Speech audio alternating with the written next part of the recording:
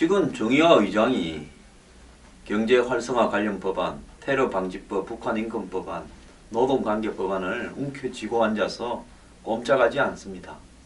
자, 야당은 집구석 싸움 때문에 도무지 상식적인 수준의 협상이라도 할 생각이 없는 것 같습니다. 자, 안철수 의원이 대통령을 상대로 오만하다, 무책임하다, 무능하다 이러고 앉았고, 문재인 대표는 신독재를 하고 있다 이러는데, 지금 여당을 상대로 협상에 들어가면 싸움 두 쪽이 싸움 난 두 쪽 중에 한쪽이 대통령하고 붙어먹었다 할 거 아닙니까? 그렇기 때문에 이제는 아마 야당은 이런 어떤 이 노동관계 법안이나 경제활성화 법안, 테러 방지 법안 이런 문제에 대해서 협상하러 들어오기가 쉽지 않을 겁니다. 이 꼴을 보다 못한 야당의 전직 경제수당들도 한마디씩 했습니다. 경제법안 들어줄 건 들어줘라 야당이. 그래야 집권도 한다. 자, 서비스 산업발전기본법 때문에 보건체계가 전부 무너져서 공영화가 무너지고 민영화가 된다는 말은 틀린 이야기다. 이분들이 그렇게 이야기합니다. 노동개혁에 대해서 반대하는 것은 민노총을 의식해서이다. 그래서 민노총을 지지하는 골수 세력에게 볼모가 되어 있기 때문에 야당이 노동개혁에 대해서 반대한다. 합리적인 대안을 내놓고 여당과 국민 앞에 따져봐야 되는 거 아니냐 이런 이야기를 하고 있습니다. 구체적으로 보면요, 강봉균 전 재경부 장관, 이분 DJ 때 역할 많이 하셨죠. 야당 내 민주노총 골수 지지층 때문에 노동개혁을 반대하면 집권 가능성을 떨어뜨리는 거다, 이렇게 발언을 했습니다. 자, 김병준 국민대 교수, 이분은요 청와대 정책실장을 했죠. 노무현 정권 때. 야당이 합리적인 대안을 내놓고 정부 여당안과 토론을 해야 된다. 자, 김진표 재경부 장관, 이분도 이 DJ 정권 때 했습니다. 사회적 대타협으로 노동개혁을 하기 위해 야당이 제 역할을 해야 된다. 장병환 새정년 의원, 이분은 전 기업예산처, 노무현 정권 때 기업예산처 장관을 했죠. 야당도 경제활성화법 등을 도매금으로 반대하는 태도에서 벗어나야 된다. 이렇게 이야기를 했습니다. 자, 야당에서도 경제수장을 했던 분들이 이렇게 상식적인 이야기를 하면서 야당이 들어줄 건 들어줘야 된다고 하는 마당에 정의화 의장은 꼼짝도 하지 않고 있습니다. 자, 이 부분에 대해서 언론 매체들이 뭐라고 제목을 다는 줄 압니까? 억지 부리는 새누리, 꿈쩍 않는 정의화. 그러면서 또 한편으로 이런 제목도 나옵니다. 박 대통령은 정의화 의장에게 사약을 내릴 수 있을까? 자, 기자들의 수준이요, 발바닥이라도 이런 발바닥이 없습니다. 이 뭔 말입니까? 자, 박 대통령이 지금 정의화 의장을 쫓아낼 현실적인 방법이 뭐가 있습니까? 의원 제명하려면 3분의 2 이상 해야 되는데 그것도 불가능하고요. 국회의장을 어떻게 할 방법은 없는 겁니다. 자, 그런데 정의화 의장이 저렇게 하는 부분 중에는 또 뭐가 있겠습니까? 자, 정의화 의장은 보통 국회의장을 한 사람들은 다음 선거에 출마하지 않습니다. 왜? 국회의장을 마지막으로 정계에서 은퇴를 하죠. 요 근래 국회의원들 DJ 이후에 봅시다. 김원기, 임채정, 그리고 김형호, 박이태, 강창희, 정의화. 자, 역대 모든 국회의장들이 의장을 붙이면 다 정계를 은퇴했습니다. 그런데요, 이 정의화 의장은 다음에 또 출마할 생각이 있다는 말들이 파다하게 퍼져 있습니다. 자, 한때는 정의화 의장이 대통령 선거에 나서는 게 아니냐 이런 이야기도 있고, 본인이 그런 생각을 하면서 주변에 사람을 모은다 이런 이야기도 있었습니다. 그 다음에는 정의화 의장이 새누리와 새정년에 이번에 선거구 획정안 사이에 이병석 아니라고 불리우는 균형의석제를 지지하는 듯한 모습을 보인다. 이 의석제는 기존의 이 양당 구조에서 제3당이 탄생하기 쉬운 다당제를 갖다가 이렇게 지원하는 듯한 아닌데요.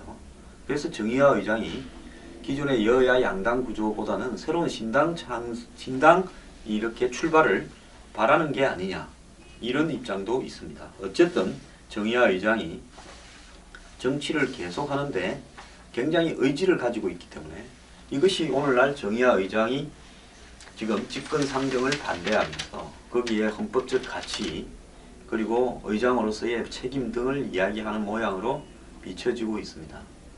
이 예사롭지 않은 부분은 저는 있다고 봅니다. 단지 소신 때문만이 이렇게 애를 먹일 수는 없다고 봅니다.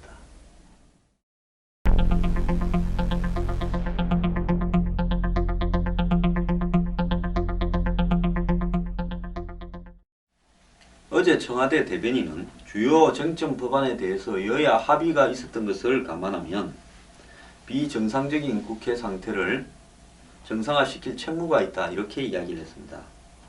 정 의장은 전날 현 경제 상황을 국가 비상사태로 보는데 동의할 수 없다고 이야기하면서 선거법만 집권상정하겠다, 이렇게 했습니다. 자, 이에 대해서 청와대는 여야 합의를 거론하면서 정 의장을 압박했는데요. 어쨌든 정의화 의장은 상권 분립을 지키기 위해서 성을 갈기 전에는 집권 상정 안 하겠다, 이렇게 이야기를 하고 있습니다. 자, 정의화 의장은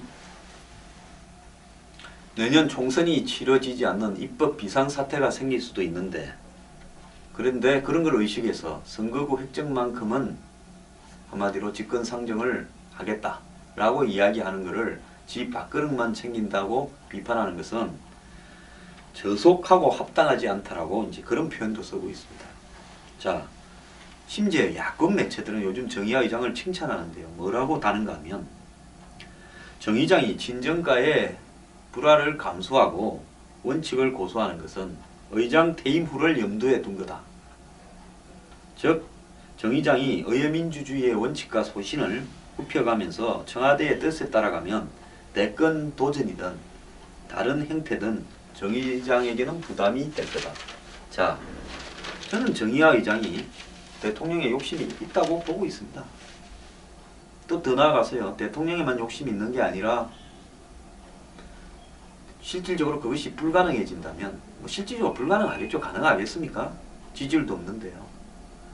자, 뭘 생각을 하고 있겠습니까?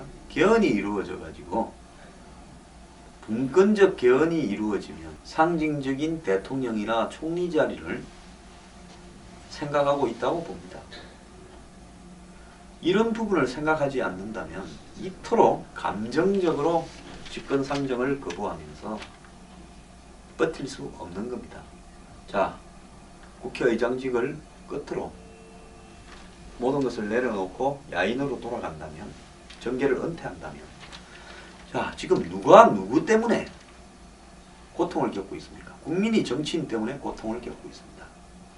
자, 그렇다면 정치적인 원칙이나 가치라는 것은 무슨 의미가 있겠습니까?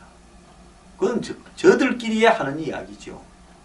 자, 국민을 위한다면 의장이 뭔 소리를 듣더라도 하면 될 거 아닙니까? 정 의장에게는 상권 분립의 형식적인 가치, 그 다음에 비상사태를 해석하는 법률적인 해석의 가치가 국민이 고통을 받고 있는, 그리고 노동개혁이나 경제활성화를 시키는 부분, 이런 부분의 가치보다도 더 큽니까? 자, 야당이 합의를 해주면 끝날 일인데 야당이 합의를 안 해주는 배경에 야당 출신의 전직 경제수당들도 뭐라고 이야기하는가 하면 노동계에 발목이 잡혀 있거나 마치 어려민영화라고 이야기하는 것은 틀린 해석이다라고 이야기를 합니다. 그리고 야당이 저렇게 하는 이유는 집구석에 난 내분 때문이기도 합니다. 그러면 저런 상황을 고려한다면 의장이 내가 욕을 좀 먹더라도, 아니 국민을 위해서 상정을 한다, 그럼 욕 몇 마디 먹으면 되는 거죠. 그렇게 해놓고 나는 적어도 노동개혁 법안과 경제활성화 법안이 통과되도록 해서 세계적 경제 위기가 한국에 번져오는 것을 선제적 조치를 할 수 있도록 국민을 생각해서 한다, 이렇게 하면 이게 더 말이 됩니다. 자, 저분은요, 개인의 앞으로의 계획과 국민을 위한 의정의 마지막 봉사 사이에서 어느 것이 큰가 이미 결정을 내려놓고 이런 일을 하고 있다고 봅니다. 참 사람이요, 자기의 야심을 저렇게도 포장을 할 수 있구나 생각을 해봤습니다.